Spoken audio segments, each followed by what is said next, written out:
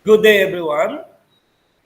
Our topic today is about table tennis. So before we start the topic of the table tennis, we have objectives of the table tennis. The table tennis, at the end of the chapter, the students are expected to, number one, okay, trace the brief history of table tennis. Number two, discuss the nature of the game. And number three, analyze the development of the game table tennis. Okay, so we have chapter one in the table tennis, and that is a brief history, nature, development of the table tennis. So that is my topic today. Okay, for semifinal period. Okay, let's talk about the lesson one, the brief history of the game. Okay, so the meaning of the table tennis is often called ping pong. It's a play on a wooden table with a plastic ball and paddles covered in a rubber and net dividing the playing surface. Okay, so we have called ping pong, or else the other call is called yung tinatawag nating whip up. Okay, now isa mga tawag natin ngayon ay ping pong. Okay, it is sometimes called the miniature version of the tennis since the rules are so similar or familiar. Okay, and I know you're how to play to table tennis, but you have to familiar. Napakadaling matutunan ang paglalaro ng table tennis. Okay, the table tennis is a fun, exciting sports, and it's easy to learn. A big advantage of taking up table tennis is that you do not need to spend a lot of money on expensive equipment. Okay? Now, the most expensive part of obviously the table, you can find inexpensive ping pong sets consisting of the net, two paddles, and a number of balls. It is almost any department of store. So madaling makita kung saan mabibili yung department store ng mga equipment. So kahit saan kayo pumunta, madali tayo makabili niya. The game of the table, it was invented in England in the 1880s by rich Victorians looking for an activity to be played indoors. And when the game was first played, books served as a net and not a string or a champagne cork was used as a ball, cigarette, box lids were employed as paddles. So, ginamitan nila yon basta as long yung bola ay tumatalbog at makakapag paddle sila, magamit ng paddle, pwede natin magamit yan. Okay? Now next, apparently people enjoy his newly invented game with his makeshift equipment since it continued to grow in popularity. Okay, for example, the China, number one na favorite nilang sports ay table tennis. He called ping pong. Okay, the improvements were made to equipment during the early 90s. The balls were being made from celluloid and the paddles considered as a piece of rubber glue to wooden handle. So in-improve at nilagyan na ng, so dati kasi yung paddle, wooden lang. Ngayon nilagyan na ng rubber. And idinikit na and at same nilagyan na ng handle. So yung unang panahon, basta ma-handle mo lang yung paddle at wooden kahoy, balik mo lang ang bola, okay, makakalaro ka na.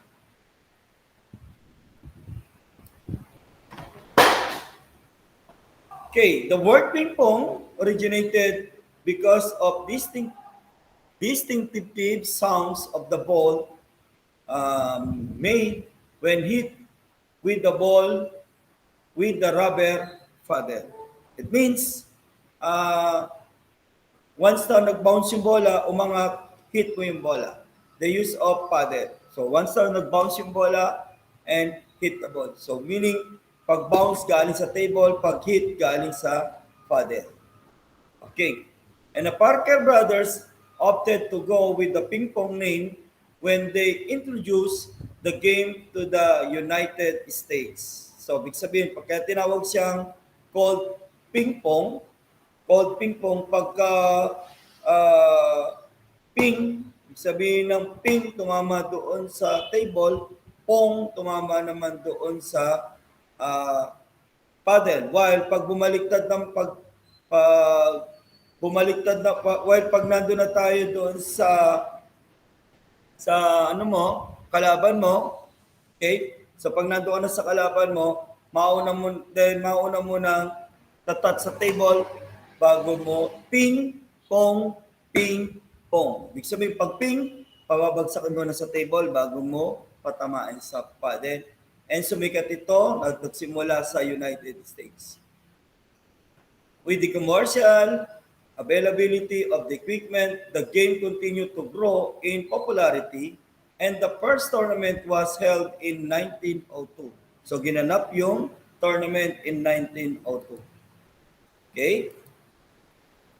Now, in 1921, the Table Tennis Association was founded in England, and less than 10 years later, the first World Championship also took place there.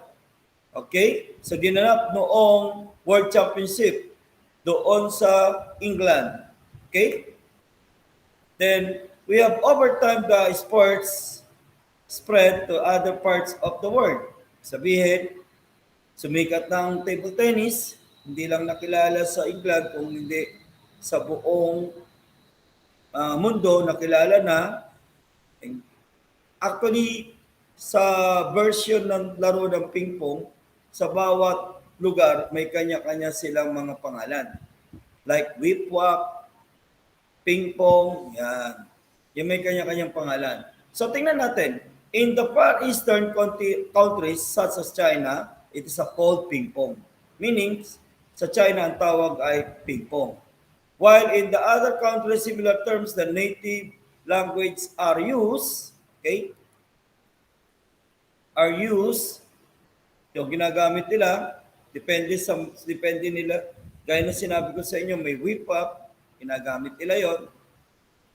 Okay, in the 1950s, rolled around and other innovation were made. As an example, a spong layer was added to the paddles over the rubber, making the paddles lighter, okay, easier for the players to use. So, kung mapapansin niyo yung handle niya, no, yung handle niya at saka yung rubber niya ay mas pag nag-impact yung bola, mas mabilis bumalik yung bola the using of rubber. Kaya the more na pag maganda ang rubber mo, pag quality ang rubber na ginamit mo, they should be impact ng bola, mas mabilis yung speed ng bola pumunta sa kalaban. And finally, after being around for more than a century, table tennis was included as an Olympic sports in 1988.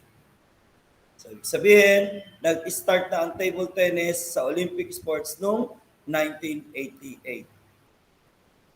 Okay. In the later part of 2000, the international body government the rules of the table tennis introduced more changes. Okay? So, mayroong mga pagbabago. They decided to increase the size of the plastic ball. So, binago na yung ating bola. Ginamitan na ng, from the using the tournament, 38mm going to 40mm yung bilog at sukat ng bola natin. Okay? So, ginagamit na bola nun ay cellulite. Okay? This was an attempt to show the game down is a little. They also made change to the way the game was scored, now using 11-point system as opposed to the traditional of 21 points. Okay, ibig sabihin nun mga anak, sa tournament ginagamitan ng 11 points. But kung kayo ay normal na naglalaro, kung kayo normal na naglalaro, ginagamitan ng 21 points. Okay, sa 21 points, pinapakita doon kung paano kayo maglaro ng points to points. So, dito sinasabi, which makes each set pass exciting for the players and spectators. What I mean, pag mabot na ng 11 points, so tapos na tayo sa tinatawag nating set 1. Meron pa tayong set 2. Meron tayong set 3. However, pag sinabing set 1, set 2, parang sinasabi nating game 1, game 2, game 3. Unahan sa dalawang panalo. Okay, unahan sa dalawang panalo. Okay, sabihin, pag sinabing best of 2, kailangan makadalawang panalo ka. Yun yung matatapos na laro mo sa paglalaro mo ng table tennis. Okay, so that is a part 1 of my topic.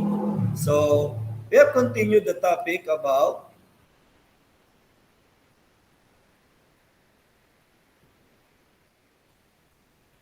lesson 2.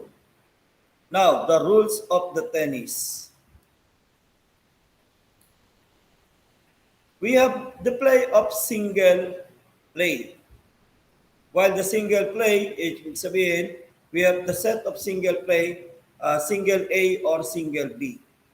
And we have the set of double play, but general rules of single plays, the number 1 is the choice of the playing position of the table and order of the service determined by the toss of a coin. If the winner of the toss prepare to have a first choice of a playing position, the opponent then has the choice of whether to serve first, receive first, and vice versa. What I mean that, ibig sabihin nun, ay bago mag-start kayong dalawa, kung sino yung magsiserve, so you need a coin, toss coin kayo, no? And pag toss coin nyo, kung pumili ka sa toss coin, and kung ikaw yung nakapili at tumama yung napili mo sa toss coin, ikaw yung unang serve. Okay. So vice versa, pagkatapos mo mag-serve ng 2 service, sa kabila naman ay 2 service. Ang tawag natin doon ay vice versa, chain service tayo. Every 2 service, chain service tayo in the general rules. So,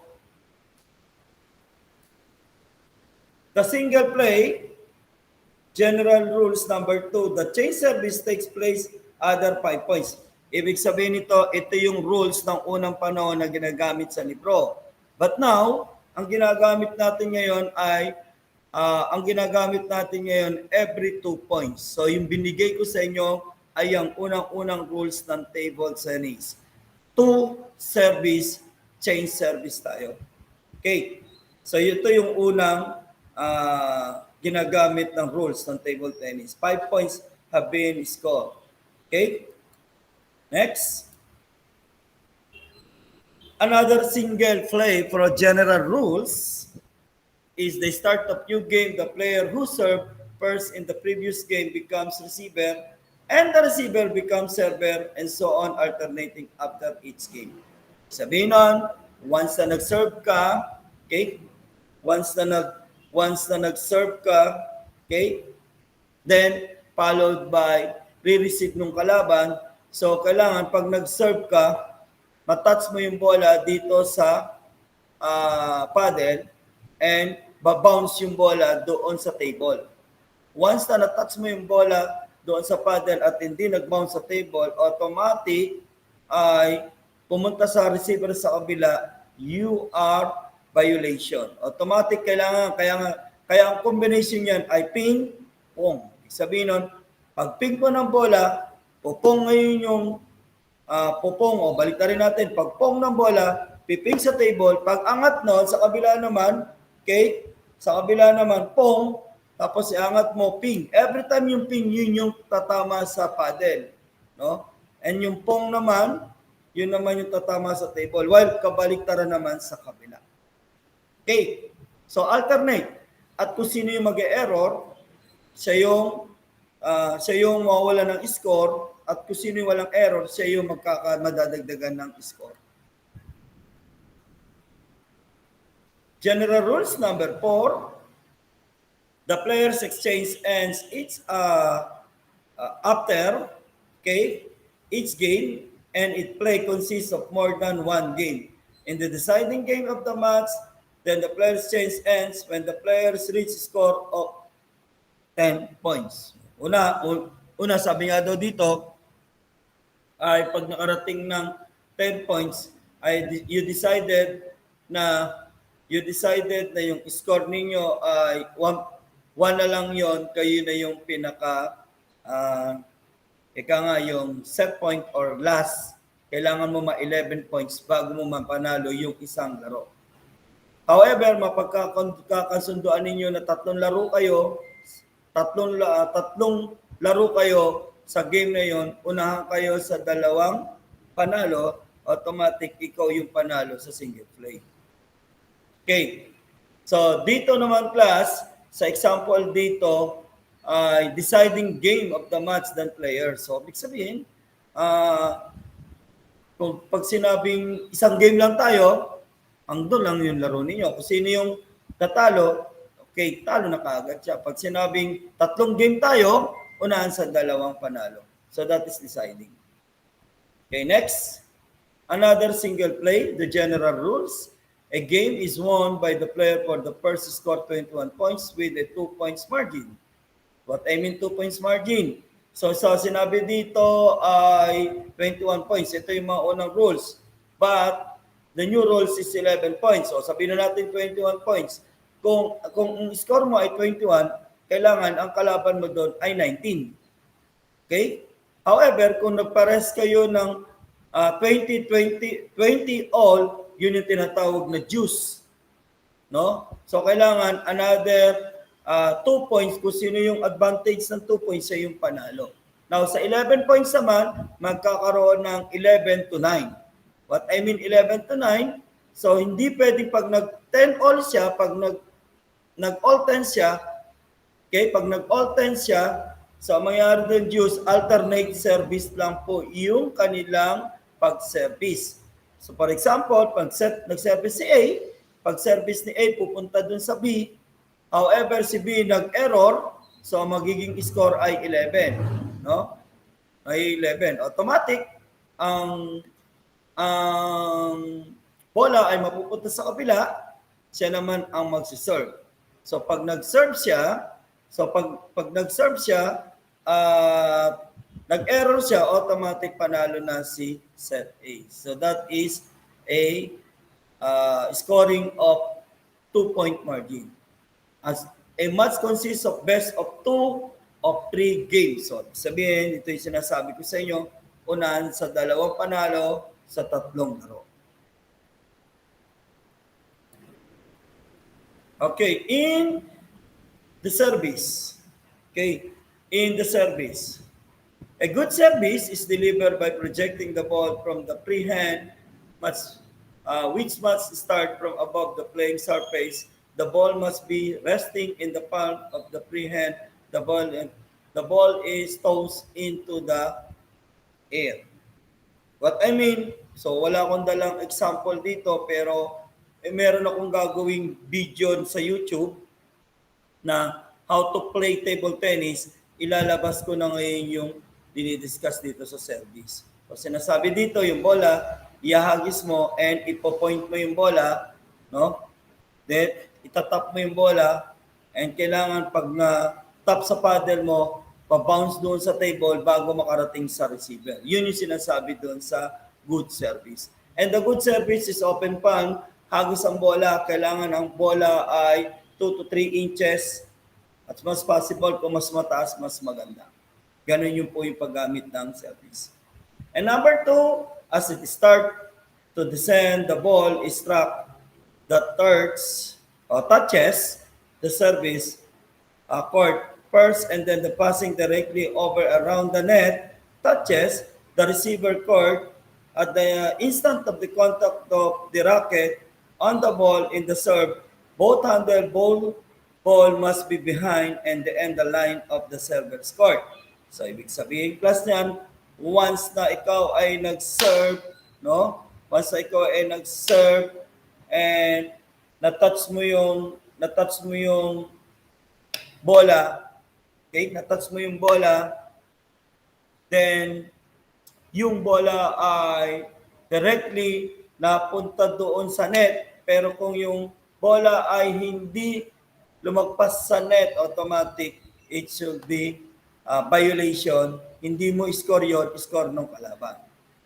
Okay? So, another naman uli, kung na-touch naman yung bola sa service, kung na-touch yung bola doon sa service, okay? Kung na-touch yung bola doon sa service, ito yung net, yung bola na-touch doon, ibig sabihin nun, ay pwede uling same service, ulitin mo yung pag-serve. Now, how about kung yung service mo ay hindi nag-bounce doon sa table, tapos natapon doon sa kabila yung bola, automatic violation. So, automatic score nung kabila. So, ito yung sinasabi ng pag-use ng service. Kaya pag nag-service ka, make it sure na hit mo yung bola and bounce the ball, pumunta yung bola doon sa kabila, good rally na kayong dalawa. At kung sino yung mag-e-error, sa yung talo. Now, sa error ng service, pag nag-service ka nga, gaya ng sinabi ko, pag nag-service ka, tumama sa net, uulitin uli, same service, ulit ka uli ng service. Hanggat tama sa net, service ka ng service. But, kapag yung service mo ay hindi tumama sa net, automatic, may violation ka o error ka, yung bola mapupunta sa kabila. Okay? We have the single two service. Okay? Ito naman yung a good return. Observe, ball must be struck of the receiver on the first bounce so that it passes directly over around the net and touches directly on the top opponent's court. So, ito naman yung sinasabi ko sa inyo na once na nag-bounce yung bola, once na nag-bounce yung bola at directly na pumunta sa kabila, okay? Pumunta sa kabila and natap ng bola sa kabila. So, yun yung tinatawag na good return. Balik-balik lang kayo. So, ito yung rally. The more na binabalik ang bola, the more na nakakabalik, tumatagal yung laro, ibig sabihin nun, parehas kayong magaling sa skills. Parehas kayong magaling sa paglalaro. So, pagalingan talaga ng technique, pagalingan ng mga types of shot, types of drill, types of spin.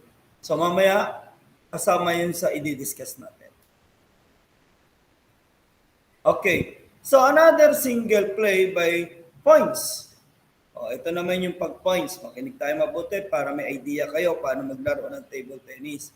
Failure to make a good service unless the let is declared. Ibig sabihin nun, ako yung, for example, ako yung umpire, sign ako ng ganyan. So yung sign ko, ginanong ko sa net, automatic let is declared, same service ulit-ulit. But kung yung service ay hindi tumama, yung service ay hindi nakabalik doon, automatic yan, tataas ako ng kamay, is a closed space, nasa kanya yung error. Nasa kanya yung error. No? So, nasa kanya yung error, automatic nun yung score sa kabila. Okay. Ibig sabihin nun, failure service is automatic score ng kabila. Failure to make a good return, so for example, kung ako'y nag-serve na, tapos yung kalaban ko hindi ready, hindi nabalik, automatic, siya yung walang score, sa akin yung merong score. That is a number 2. So, eka nga, pag maganda ang service mo, and then yung kalaban mo naman ay hindi maibalik yung service mo, automatic yun, ikaw yung magkakaroon ng score. That is a number 2. Okay? Unless dineclare ng umpire na let, same service ulit tayo. Okay. So, pag dineclare ng let, walang failure doon. No? Walang failure doon. At the sign ng scoring, close right, close left. Kung halimbawa, Halimbawa, score ito, dito ka magko-close right. So dito yung nagkamali and dito yung score. Close left, dito yung score, dito yung 0. So ganun yung po yun. Okay? And the number 3, if the player, the racket, or anything that the player wears carries, the touches of the net, or each supports while the ball's in a play. So, ibig sabihin, class, uh, naglalaro ka, kung naglalaro ka na tapos yung bola pabalik-balik kayo doon, tapos na-touch mo yung net, okay? Pag sabihin natin, na-touch mo yung net or yung racket mo ay na-touch yung net doon sa gitna nun, automatic yun violation. So ang score mapupunta sa kabila. Kaya pag naglaro kayo, hanggat maaari, yung raketa ninyo hindi dapat matouch doon sa net. Okay. The next is the number 5. If the player's free hand touches the playing surface while the ball is in the play. So ibig sabihin plus ito, yung hindi pa bumabagsak yung bola sa table, diniinan mo na yung diniinan mo yung kamay sa table at pinalo mo yung bola, automatic yun. That could be violation. So, hayaan mong bumagsak yung bola, tumira ka hanggat maaari, wala kang natatouch. Hanggat maaari, hindi mo na natatouch yung table surface, yung kamay mo sa table. Or else, bawal din yung raketa matouch doon sa table tapos titira ka, pwede ka mabigyan ng violation or points. Okay. Meaning ng points, yun yung score. It's either pag ikaw yung mali, pag ikaw yung error, points ng kabila. Pag yung kabila man nagka-error, points mo naman. Okay. Now next, if after being struck of the opponent, ball comes to contact with the player, anything the player wears, the carries players has passed over the end lines, sidelines, and not yet having touched the playing surface on the player's side of the table. Ibig sabihin, class, pagka yung bola ay pag ang bola ay nagrally na, then yung bola hindi tumama doon sa table at nag-outside sa left, automatic is a points. So kung sino yung nag-outside sa left or nag-outside sa right, na yung bola ay hindi nag-bounce sa dalawang gilid or sa edge line, automatic points, no? Automatic points. Sino yung makaka-points nun? Yung receiver. Kasi ikaw yung nag-serve. Yun yung sinasabi sa 7.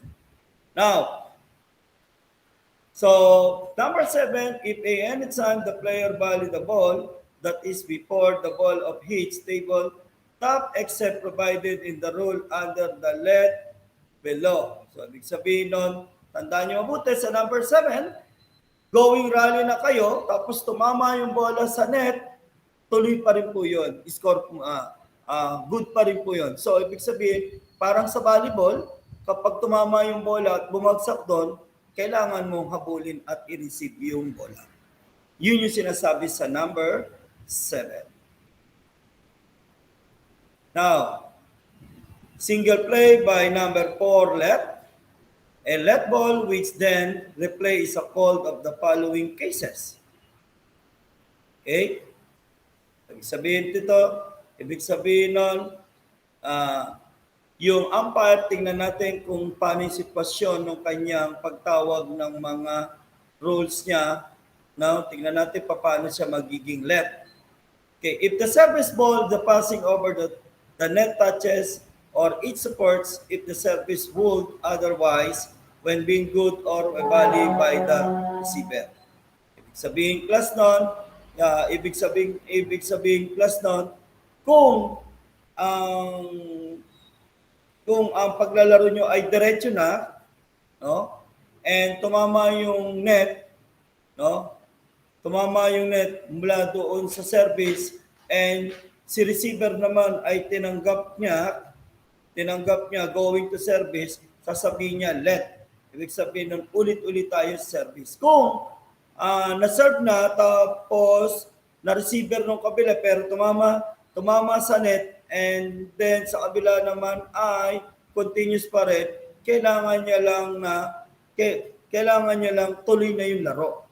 Habulin mo na. Sa service lang, mahihinto at decided yun ng umpire. So number 2, if a service is delivered when the receiver is not ready, so taas ka ng kamay, ibig sabihin ko, ikaw ay mag-service, pag nag-service ka tapos sa kabila hindi pa ready, pwede ka rin matawagan ng let. Pwede ka rin matawagan ng let. So stop na ibig sabihin nun, hindi pa ready yung kabila. So tataas ng kamay yung receiver na ibig sabihin nun, hindi pa siya ready. Once na ready na siya, ibababa yung raketa and sasabihin niya, titingin sa kalaban, pwede na siyang mag-serve. That is a number 2. And number 3, if either player is prevented by an accident and not under his self-control from the setting good service and making a good return.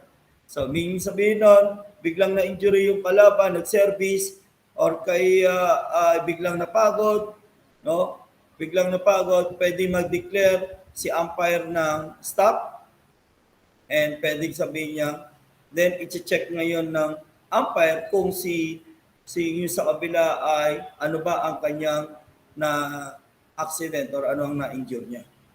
Okay?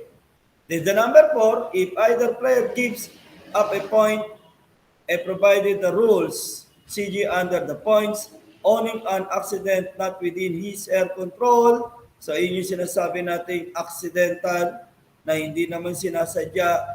Okay? Pwedeng si umpire ang magdidesisyon na magbibigay siya ng decision doon sa points. For example, for example, nag-service ka, okay? Going to service, tapos nag-rally na, biglang hinabol mo yung bola sa gilid, pero naibalik mo pa rin, then ikaw naman hinabol mo yung bola at naibalik, then nagkataon naman na out of control ka na sa bola, pero naibalik mo pa rin yung bola, decided pa rin ng umpire kung bibigyan ka ng points o hindi.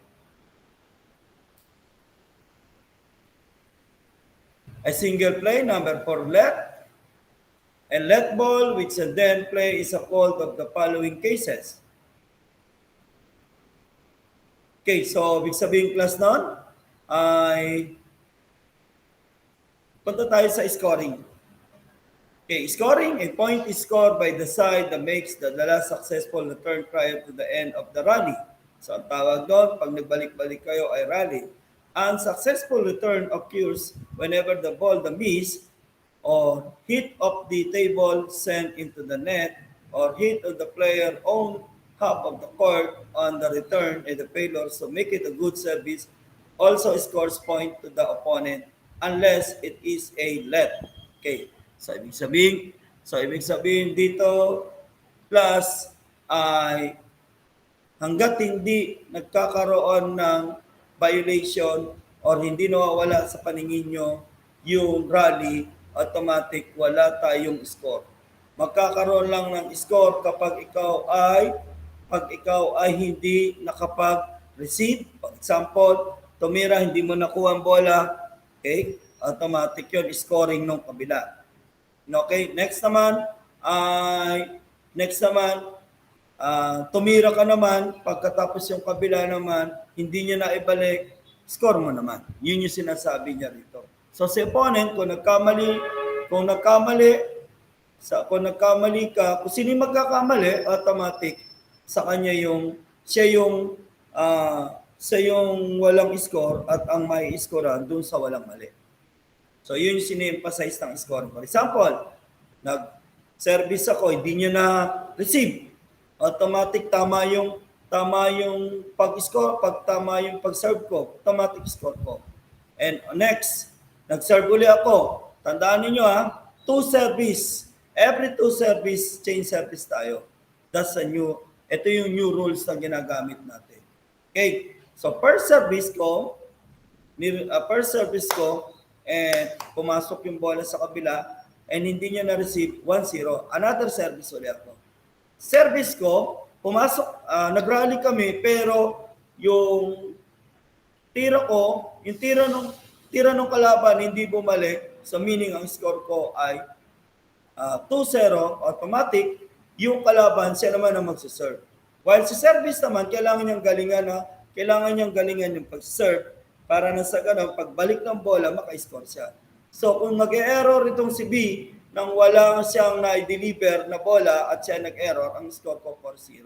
However, kung si A naman na nagkamali, automatic ang score ay nasa kanila. Kaya maabot ng score. Pag ang score ay 2-2, change serve pa, di ba? 2, tapos ang score ay 2-2, change service. Pwede mangyaring 3-1, change service. Okay, tandaan niyo mabuti 'yan. A single play, okay, by number 6, ball in play.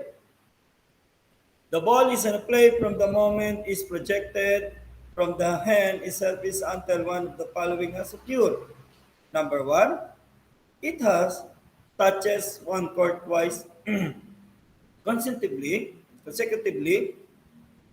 Sabihin class, ibig sabihin class nun ay once na nag-bounce yung bola, okay, once na nag-bounce yung bola, isang bounce lang, pag nagdalawang bounce yun, automatic violation.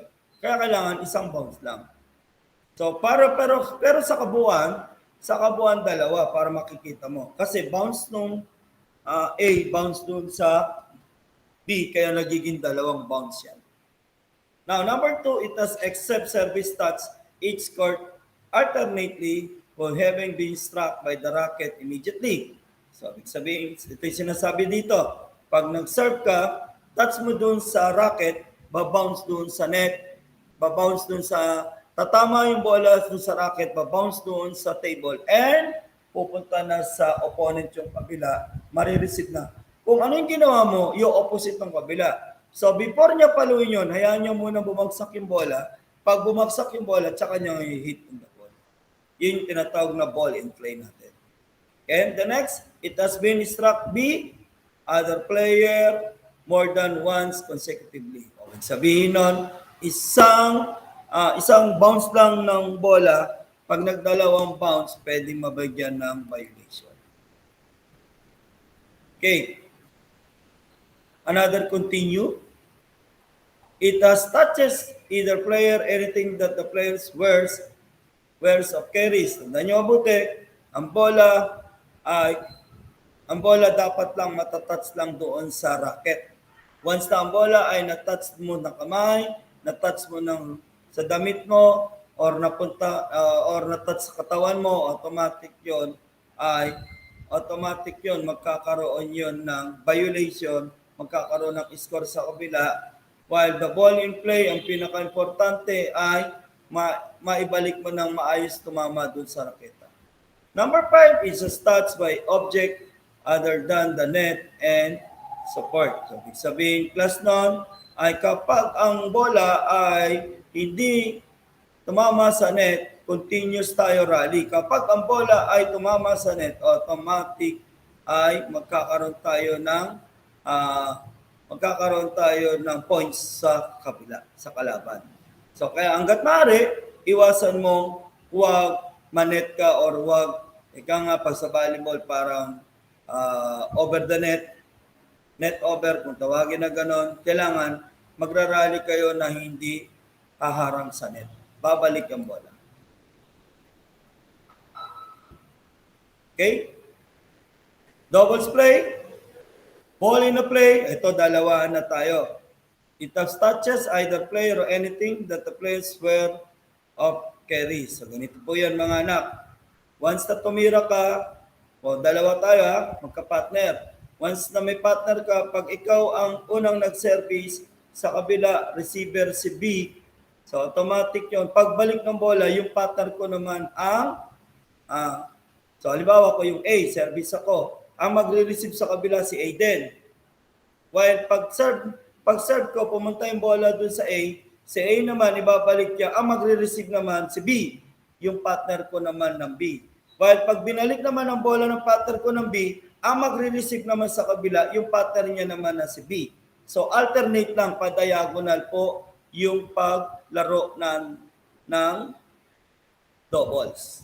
While sa single, any touch, sabi nga, where's a carry or carries kahit sa mo dalhin pwede. But dito sa doubles ay kailangan kung sino yung partner na receiver mo, siya magre-receive, and si A, kapartner ko sa kabila ay A, followed by pagbalik ni A, ang magiging partner ko man si B naman ang magre-receive sa kabila ay B. So alternate yung pagpalit. Okay, it has touches and a subject, then the net and support. Okay? So, plus, a good service, it's the same dun sa single. No? As described single, halos similarity.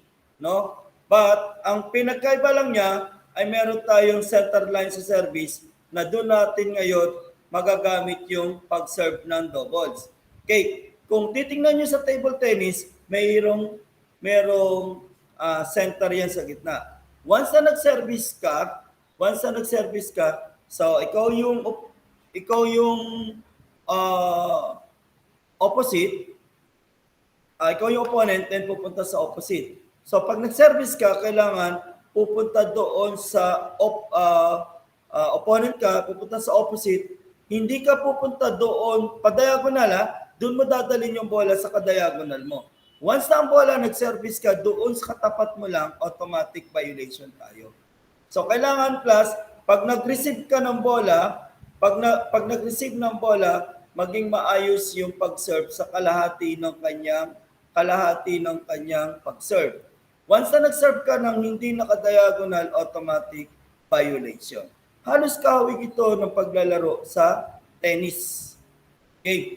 So mahalaga yung center line na nasa gitna ay yun ang pagbabasihan ng umpire. Okay, so tandaan niyo mabuti yan. So for example, kung ikaw ay right service, so sa kabila naman din pupunta rin yung right receiver. Okay? Pero ang mechanics pa diyan, pagka na-receive na ng kabila, yan. Wala nang sa service lang merong diagonal. Pagkatapos ng service, kahit saan yan ay pwede mo nang dalhin kahit saan siya. Okay, next. Choice of the order of the play. Okay. The team winning coin toss coin has the option of choosing. O, ganun din na sinabi doon. The choice of ends. Okay. The right of the receive of the serve first. The right to require the losing team to make the first choice. And after the choice A and B have been made, the other team makes the remaining choices. So, ibig sabihin, kung bago magsisimula kayo maglalaro, pili ko sino yung A and B. Piliin mo rin kung sino yung makakatapat mo doon. Yun yung tinatawag na choice of order of play. Bawa, may na akong kapartner, sige, ikaw yung A, ako yung B. While sa kabila naman, piliin sila kung sino itatapat doon. Yun yung choice of order. Okay? So, the doubles play in order of service. While actually class, may ipapakita ako sa inyo sa YouTube ko na actual na gagawin and mapapanood nyo ng mabuti yan pagdating doon sa bibigay kong demonstration and practical ng ating paglalaro ng table tennis. But, since tayo ay walang table at walang equipment, no? So mahalaga na matutunan nyo muna dito kung paano maglaro ng table tennis single and double. So meron ditong tatlo na ang sabi dyan ay partner 1 to pair of the pair who has the right do. Ibig sabihin si A siya mag-service, after mag-service plus dalawang service, after mag-service niyan, dalawang service ka, while sa kabila naman mag-serve. After naman mag-serve ng B, pupunta naman sa partner mo, serve siya. Dalawa lang lagi ng dalawang serve. Okay. Sa number 2 naman, the second 5 service must deliver by the receiver of the first 5 service.